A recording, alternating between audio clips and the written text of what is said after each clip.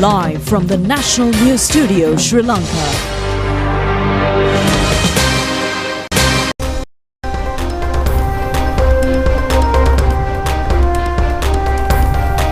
Hello there, good evening and a warm welcome to the National News telecast on the Sri Lanka Rupavahini Corporation. Bringing news stories from across the globe and stories here at home, I am Sonal Paranavithana. And I am Sudhimi Jayaratna. Now let's take a look at today's headlines.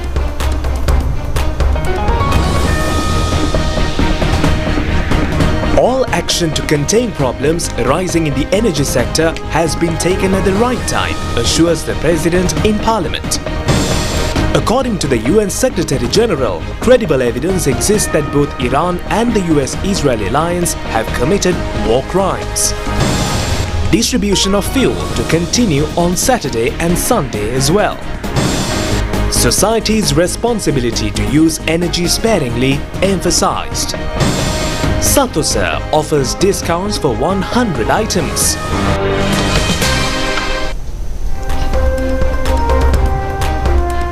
Moving on to those stories and more in detail, President Anurukumara Dissanayake says that as a government, all possible measures to control the issue that could be arising in the local energy sector in the face of global crises have been taken at the appropriate time. And the President made these remarks making a special statement in Parliament today. President Anurukumara Dissanayake stated that Sri Lanka's policy in international conflicts has always been to maintain neutrality.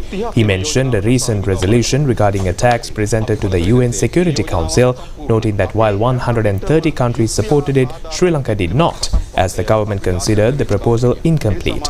He emphasized that Sri Lanka consistently brings the principles of justice and fairness to the international stage and that all government actions, policies, decisions and agreements are aimed at protecting this neutrality. Accordingly, this approach is essential for preserving Sri Lanka's national identity, dignity and international recognition during times of war.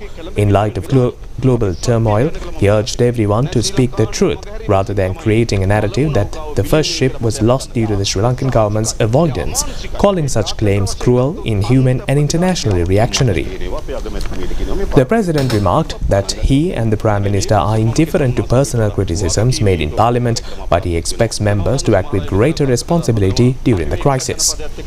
He dismissed claims that Sri Lanka's defense agreement with the United States forces the country to become a stakeholder in the war, clarifying that the agreement contains no such partnership clauses.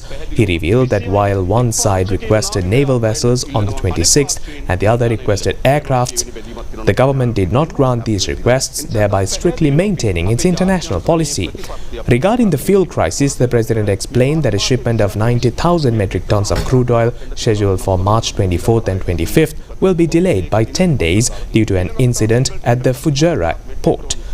Another single tender for 90,000 metric tons from the Fujairah also failed to materialize. However, he noted that tenders opened on the 17th resulted in several upcoming deliveries: a diesel ship arriving on April 6th and 7th, petrol on April 16th and 17th, fuel oil on April 12th and 13th, and Jet A1 on April 10th and 11th. While no companies bid for crude oil supply in April, one company agreed to provide a shipment in June, which the government has awarded.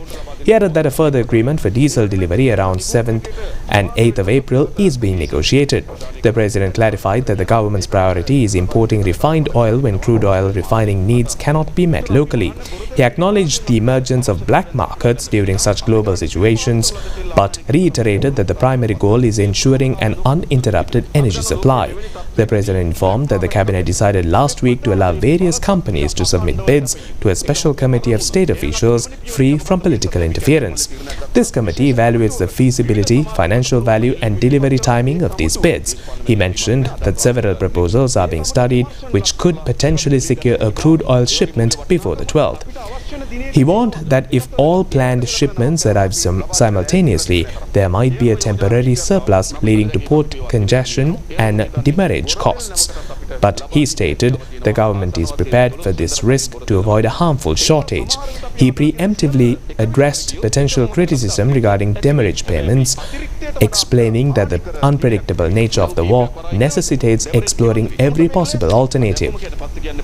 Furthermore, the President noted that 5 private bunkering companies have been granted immediate licenses to supply fuel to exporters. Negotiations for oil from Russia have also been ongoing since the 11th, with some progress. He maintained that the government has taken all necessary measures to manage the energy sector crisis at the right time. Regarding oil prices, the President said the government is considering whether to provide targeted subsidies or universal ones before making a quick decision. He explained that private companies, which hold 43% of the market, require price certainty to continue imports as they are unwilling to incur losses like the Ceylon Petroleum Corporation, which has a long history of debt. The President emphasized that a price decision is urgent and will be supported by the QR code system to prevent hoarding based on price hike rumors. He warned that the licenses of gas station owners who violate regulations would be cancelled and that he had instructed the Inspector General of Police to raid those profiting from the black market.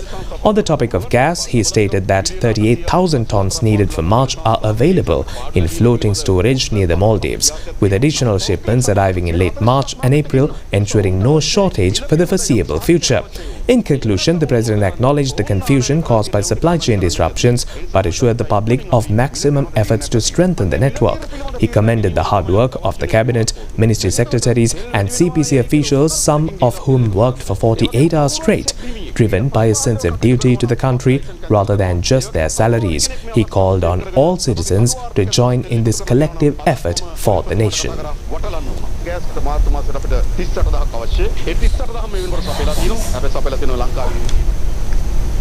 Meanwhile, Prime Minister Harini Amarasuriya says that the reserve of the vehicles at the President's office has been minimized. She made this observation in reply to a query by the opposition in the Parliament today. Minister Bima Ratnayaka stated that they were working to open the QR code for the state vehicle and mentioned that the phone number of the transport officer and the driver must be registered for that purpose.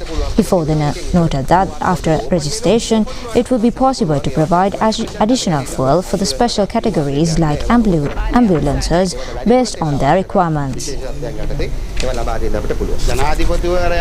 Parliamentarian Chaminda Vijayasiri inquired from the Prime Minister how many vehicles out of the pool over 800 belonging to the Presidential Secretariat were currently in use. Prime Minister Dr. Harini Amarasuriya replied that only 634 out of the 833 vehicles belonging to the Presidential Secretariat were currently being utilized. She added that only 8 out of the 60 vehicles previously assigned to the other state institutions had been returned so far. Minister Vasantha Samarasinghe mentioned that they had held discussion with major trade associations and manufacturers. He stated that the primary issue they faced was updating fuel for transportation and consequently instruction had been given to provide the necessary fuel for the health and goods transport sectors. He also noted that fair prices were prevailing in the market.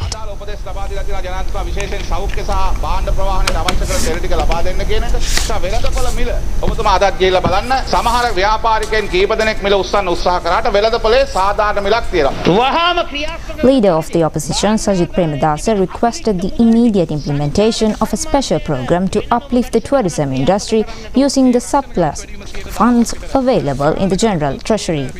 Minister Anil Jayantha pointed out that the insurance premium, shipping cost and aviation fuel charges had increased significantly, which would inevitably impact domestic fuel prices. Parliamentarian Ranjit Madhuma Bandara stated that the farmers in the country were facing severe hardship due to the rise in fertilizer prices. Deputy Minister Nama Karunaratne stated that there was no shortage of fertilizer in the country and confirmed that there was sufficient stock of TSP, MOP and urea for 2 cultivation seasons. He urged the farming community not to be deceived by group attempting to sell fertilizer at high prices by claiming there was a shortage. Minister Samantha Widyarathna remarked that during the previous government's tenure, people had died in queues due to the fuel and gas crisis and mentioned that it had taken about a month to develop the QR code system. Parliamentarian Dilip Vedarachi mentioned that the people were suffering immensely and they had no way to afford food, drink, clothing or even basic living expenses. Minister Kumara Jayakodi stated that there had been a change in the gas supply company since January. He explained that due to the decision to import gas from an Omani company, there was currently no gas shortage in the country. Parliamentarian Ravi Karnanaikar stated that everyone must work together given the current situation of the country rather than viewing it merely as a problem. Minister Sunil Handunetti explained that fuel was not issued individually to every vehicle in networks like Food City, but rather total fuel requirement for the entire network was provided. He also stated that they had not received any complaints from the industrial sector regarding insufficient fuel supplies. The UN Secretary General Antonio Guterres says there is credible evidence that both Iran and the US-Israeli alliance have committed war crimes. He emphasized this in an interview with the American magazine Politico. The Secretary General points out that attacks by both sides targeting infrastructure or energy infrastructure are a violation of international law. He also notes that attacks targeting such critical energy centers may amount to war crimes. The Iranian Islamic Revolutionary Guard Corps has officially announced the death of Mohammad Ali Naini, a media spokesman for the group. The statement confirmed that he was killed in a US-Israeli airstrike. The Iranian attack on Qatar's Ras Laffan natural gas facility has had a severe impact on the country's economy. The damage to one of the world's largest gas production hubs will cost Qatar $20 billion in annual revenue, Qatar's energy chief Saad Al-Kaabi said. Economic analysts say that Qatar could lose $100 billion in export revenue over the next few years as a result. Accordingly, long-term gas supply agreements with countries such as Belgium, Italy, South Korea and China have also been temporarily suspended. Iranian President Masoud Pezeshkian says that the US's aggressive action against his country by assassinating Iran's former supreme leader is a complete disruption of the international legal system. He points out that this is a very dangerous approach in resolving international disputes. The Iranian president also warns that if the international community does not stand firm against the current crisis, many countries in the world will have to suffer the consequences.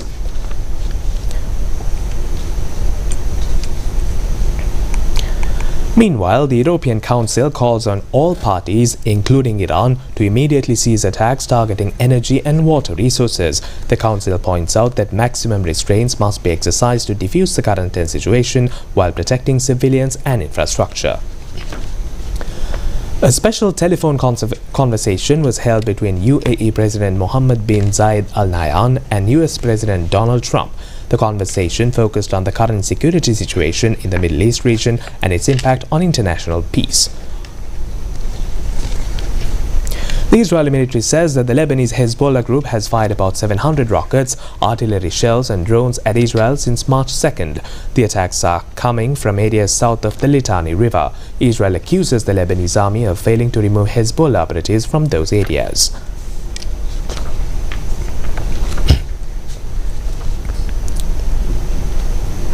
The Iranian Red Crescent Society says 204 children have died in Iran, including 53 children under the age of 5 and 2 pregnant mothers. Global energy prices have risen further after attacks on gas terminals in Iran and Qatar. Analysts say that unless the war ends soon, fuel and gas prices will rise significantly. As a solution, the US president has decided to ease the oil sanctions imposed on Iran to some extent. The US Secretary of Defense has reportedly requested an additional $200 billion from Congress to continue the Iran war. The Trump administration is being accused within the US itself of spending money on the Iran war, which was initiated by the US and Israel that could have been used for the welfare of the American people. Dr. Mayuruneti Kumara, Managing Director of the Ceylon Petroleum Corporation and the Ceylon Petroleum Bulk Terminals Limited, stated that fuel distributions will continue uninterrupted on Saturdays and Sundays. He further mentioned that the new fuel distribution program is being implemented successfully. CPC Bulk Terminals Managing Director Dr. Mayrunethi Kumara said that for Sinopec Energy Lanka Private Limited stated that no decision has been made to close fuel stations on Saturdays and Sundays. He confirmed that the bulk terminal company will remain open on Saturdays and will take the necessary steps to release all required fuel stocks to the market. Furthermore, he noted that the fuel distribution process via QR codes has been highly successful, with approximately 1.8 million vehicles already registered. He also advised consumers to contact the hotline at 1919 if they encounter any issues. 2 individuals has been arrested in Bogahakupura town, Valimada, for selling fuel at high prices without a permit. The arrest was made during a joint operation by the Bandaravela Police Divisional Special Raid Unit and the Bogahakupura Police. During the raid, 110 litres of petrol, 18 litres of diesel and 30 litres of kerosene were taken into police custody based on received information. A businessman was arrested yesterday evening in the Vijayapura area, Megaswava, Polonnaruwa, for illegally possessing 604 litres of stockpile petrol. The arrest was carried out by the Polonnaruwa Megaswava police. The police stated that the suspect is a 70-year-old individual who operates a retail shop. Hambantota police have taken into custody a stock of fuel found at a house in Katuwava, Salmalyaya area. Police stated that 480 litres of diesel and 20 litres of petrol were found during a raid conducted based on information received by Army intelligence. An individual at the house was arrested and it is set to be pursued before the Hambantota Magistrate Court. The owner of a house in Kirimatiwalakada area, Kumbavaka, Bulat Sinhala, was arrested along with a stock of petrol and diesel stored illegally. The raid was conducted based on information received by Army intelligence, and it is reported that 185 litres of petrol and 860 litres of diesel were taken into police custody. The Sri Lanka Transport Board has released fuel for private buses in Trincomalee district. Accordingly, the distribution of fuel commenced yesterday through the Kantale, Trincomalee, Kinya and Motor depots. An officer from the Kantale depot stated that fuel is being provided without delay to all private buses, including those operating under the Sisusaria and Gamisaria services. The fuel queues that were seen near filling station in the Vallavaya area over the past few days had cleared by last night. Residents says that the queues ended due to the fuel distribution program based on the QR system and the last digit of vehicle resignation number. Stock of fuel were received by filling station in Vallavaya last night as well, and distribution is being carried out under the protection of the Army and police. Residents of Kalathura expressed their appreciation for the new fuel distribution mechanism. The harvesting has commenced in Polonnaruwa district. Farmers stated that they no longer need to wait in long queues to obtain the necessary fuel. They expressed their gratitude for the special government program implemented to provide fuel swiftly. In addition to the police officers, the army was deployed near filling station in Hatton to supervise the distribution of fuel according to the QR code and the odd and even number plate system. Minister Dr. Nalintha Jayatissa says that people should use existing energy sparingly, considering it as a social responsibility. The minister pointed out that hoarding fuel individually is an inappropriate action in a society. He made these remarks participating in a special media briefing held at the Government Information Department today on maintaining essential services in the country amidst the war situation in the Middle East region.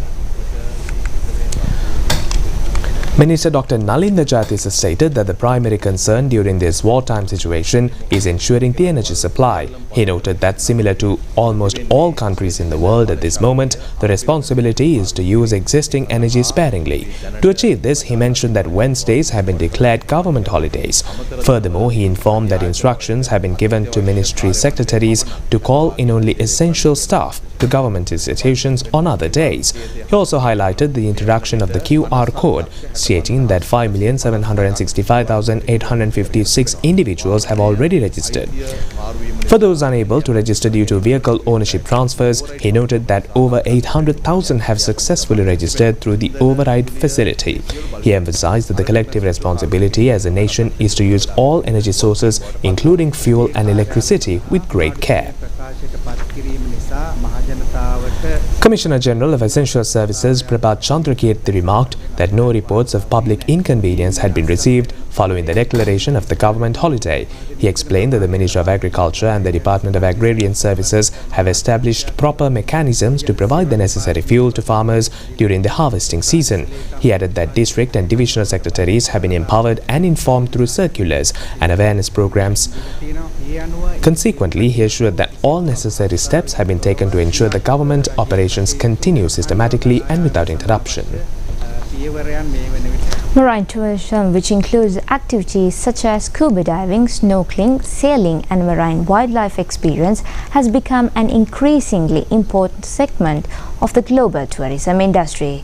It offers travelers unique opportunities to explore the ocean's natural beauty, underwater ecosystem and historic shipwrecks while supporting coastal economics and promoting ocean conservation.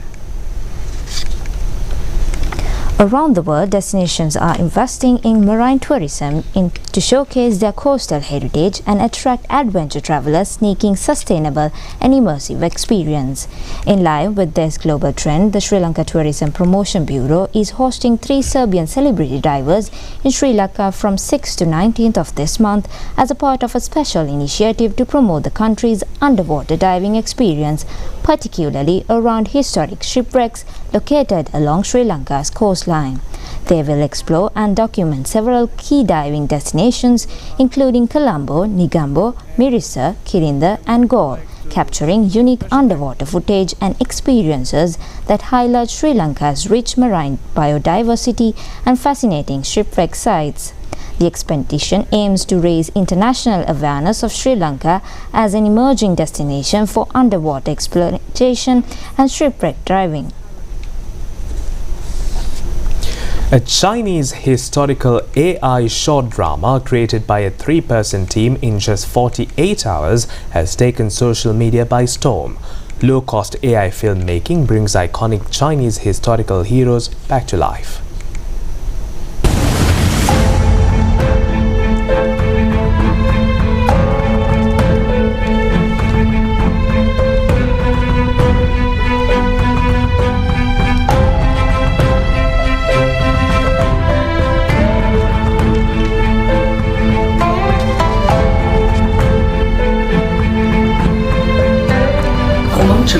公司大概就是20个左右的小团队，有60%到70%左右是属于技术人员，还有20%是属于内容和音乐。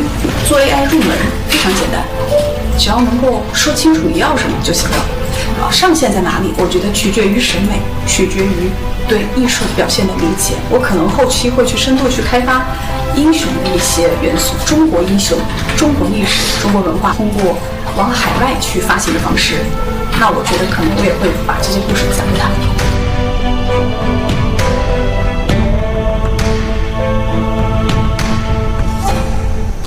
More local news coming to you after this short break.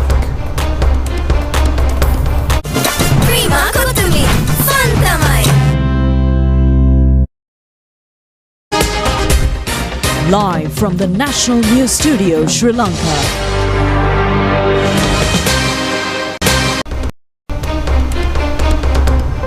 Moving on with more local stories, President Anurukumara Dissanayake emphasized that maximum mediation will be offered as a government in order to overcome the challenges posed to the sector, considering exports as a priority area.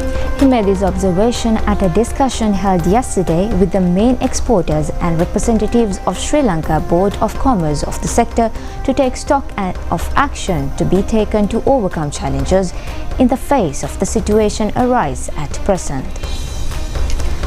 The discussion was held at the President's office and the President focused attention to problems being faced in the supply of fuel for the export sector as well as producers and service providers in this regard.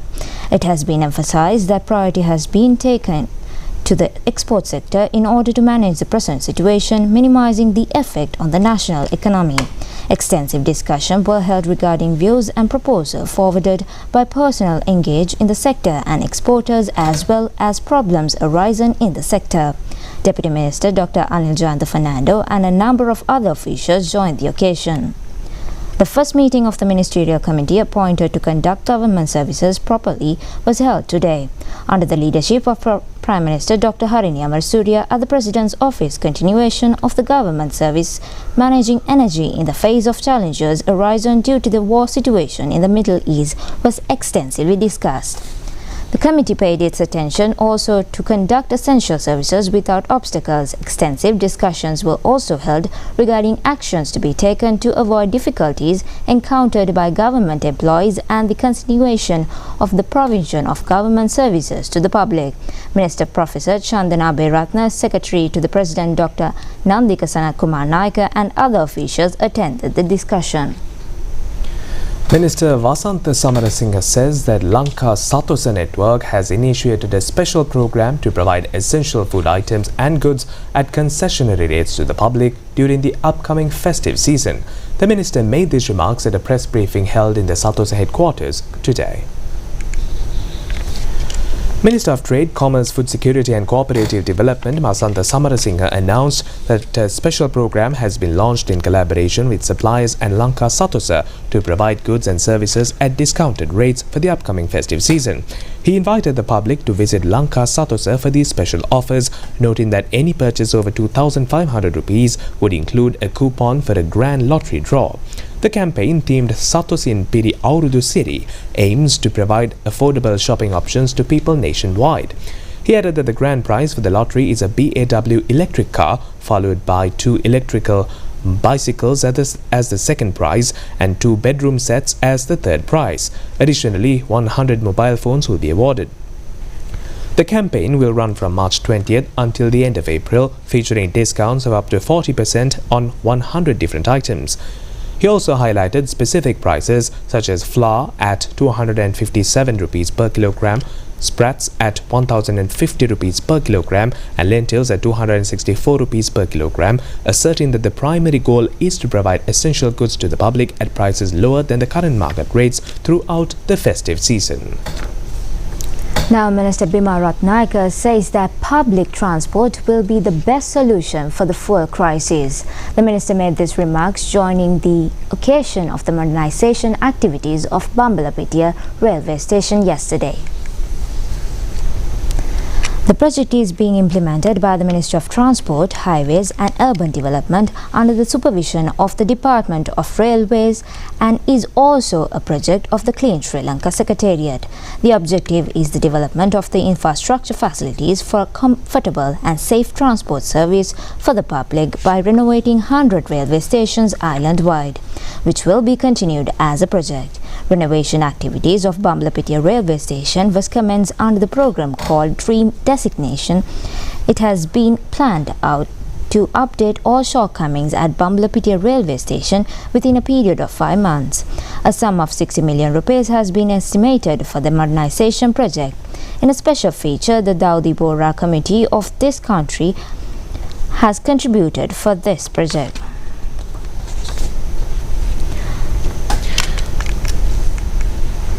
The Colombo Stock Exchange ended today's trading positively. The all-share price index closed at 20,639.73 after rising by 375.72 points, which represents a 1.85% change.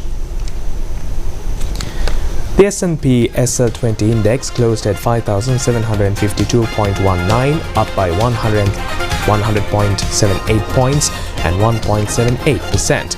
Total market capitalization at the close of trading stood at 7.356 trillion rupees. Market turnover for the day amounted to 4.385 billion rupees with 215.22 million shares traded.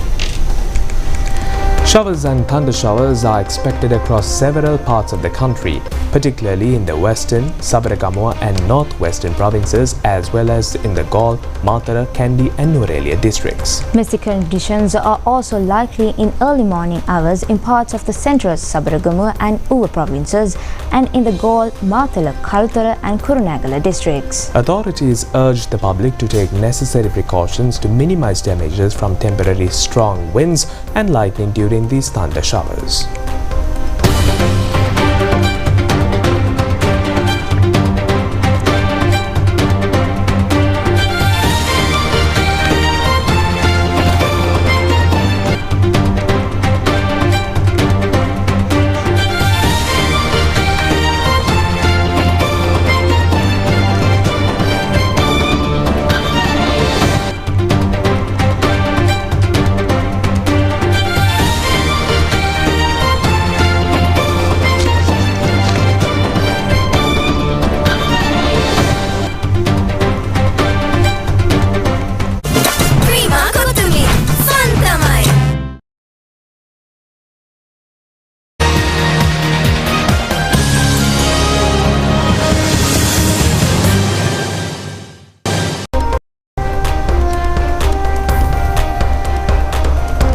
In today's sports news, the two-day big match between St. Benedict's and Wesley College of Colombo for the Cartman Trophy commenced at the P. Sarah Oval Cricket Stadium in Colombo today. The match made in heaven, the Cartman Cup two-day cricket encounter between St. Benedict's College and Wesley College Colombo commenced today, and these two teams have been facing each other for 5 times, and St. Benedict's College won once and the other 4 times the match ended in a draw. The two-day big match between St. Benedict's College and Wesley Colleges of Colombo for the Cartman Trophy commenced at the P. Sarah Oval Cricket Stadium in Colombo today. Broadcasting partner, Papare. Wesley College, winning the toss, invited St. Benedict's College to bat first.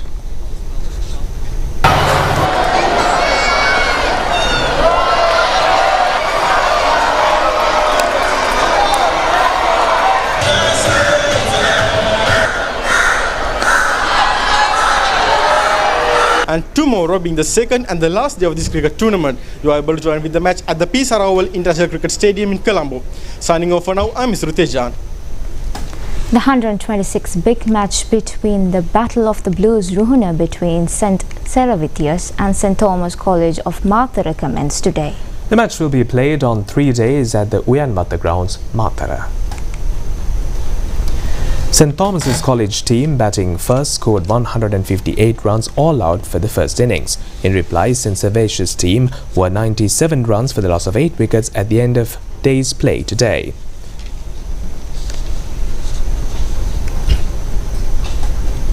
Battle of the Rocks, the big match between Malayadeva College and St. Anne's College, Kurunegala, commenced today at the Velagidara Stadium in Kurunegala. Batting first, St. Anne's College team put up a total of 187 runs all out in their first innings. In reply, Malayadeva College had scored 105 runs for 2 wickets in their first innings at the end of today's play.